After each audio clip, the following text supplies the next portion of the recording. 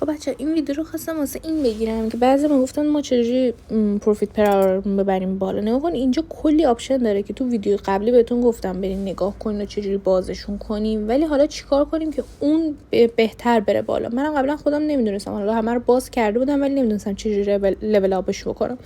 حالا میریم چیکار میکنیم؟ مثلا شما میری اینجا نگاه میکنین نوشته که شما 23840 تا سکه میدی، ولی اون پروفیت پر آوری که بهت اضافه میکنه 118 تا. خب پس شما میری میگردی یه چیزی رو پیدا میکنی که اون پروفیت پر آوری که داره بهت میده خوب باشه. مثلا این 3K بهت پروفیت پر آور میده، لایسنس ژاپن. حالا مثلا من اینجا لایسنس ژاپنم لول 4، یعنی میخوام یه لول ببرمش بالاتر، 98000 تا ازم میگیره. خب این خوبه، اوکی. میرم میگردم حالا یه چیز دیگر رو پیدا میکنم با توجه حالا به پولایی که به دست آوردیم. میرم مثلا نگاه میکنم میرم کدومش، مثلا این 400 تا میده، 4000 تا میگیره، بد نیستش، لول اپش میکنم. خب اوکی، میذارمش کنار. بعد سعی کنین همه تو اسپشیالتون تمام نیو کارتاتون رو بگیریم. مثلا من همه کارتامو گرفتم بجز این کارت، به خاطر این کارتم باید باشه مارجین تریدینگ X100 هم باید بشه لول 10 که الان بیا بهتون نشون بدم مارجینش الان لول 9، منتظرم تایمش تموم بشه که یه دونه دیگه بخرم بشه لول 10.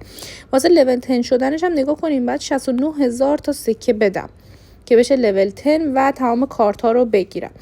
وقتی کارت ها رو میگیریم بیاین کارت ها رو لول اپ بکنیم. چجوری؟ مثلا این همستر کمبت مارچ 3000 تا میره، 114 تا مثلا اضافه کنیم. مثلا حالا این حالا اونقدر خفن نیستش. مثلا این یکی 186000 تا میگیره ولی 2K به پروفیت پر آورتون اضافه میکنه. خب مثلا این خیلی خوبه. البته من لول 6 به 7 شو دارم میگم و لول های پایینش قیمتاش فرق میکنه. یا مثلا وب 3 اکادمی لانچ که نگاه میکنی پروفیت پر آورش 2K 41000 تا ازتون میگیره، واقعا خوبه. مثلا میتونین لول اپش بکنین. اوکی، اینا رو که لول اپ میکنین به پروفیت پر آورتون اضافه میشه همونجوری که میبینین. بعد اسمش چیه، میتونین حالا کویناتون هم نگه دارین. کد مورس هم که میاد بزنین که از کوینتون استفاده بکنین. بچه این گزینه‌ای که باید لولتون هم اینجا بره بالا. مثلا من خودم لول 7 گیر کردم بخاطر اینکه واسه اینکه برم لول بالا اینجا نوشته کوین تو لول اپ بعد 50 میلیون بشه. من الان 22 میلیون بیشتر ندارم، ولی خب پروفیت پر آورم که میبرم بالا باعث میشه که من پسکای بیشتری حالا به دست بیارم، بتونم برم مثلا لولم ببرم بالاتر. ولی من چون حالا وقت نداشتم این چند وقته آپدیت نکردم، یعنی هر 3 ساعت نیومدم چکش بکنم و اینا، فقط واسه دیلی کمبو اومدم و کد مورس اومدم، زیاد مثلا حالا تاثیر نداشته. ولی شما مثلا این کار نکنید. بچه فرنداتون هم خیلی مهمه که مثلا فرند داشته باشین.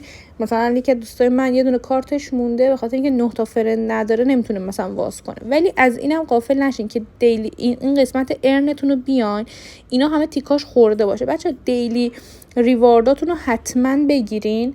و اینی که بعضی موقع میاد براتون اینجا اسپشیال که چیزی میذاره که مثلا برید نگاه کن. حالا مثلا من اینو گرفتم، اوکی، مثلا میری تو سایتش نگاه میکنی تیشرت و کلاه و اینا گذاشته واسه فروش.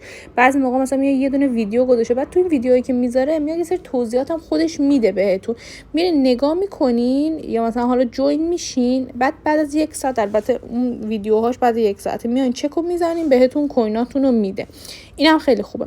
ایردراپ هم که تو اینستاگرام اومدم توضیحش البته دادم، گفتم که کانکت یعنی آپشنش اومده بالا که واسه ولت رو بخواین اوز کنین، ولی کامینگ سونه. یه سری کشورها باز شده یه سری باز نشده، حالا واسه من کامینگ سونه.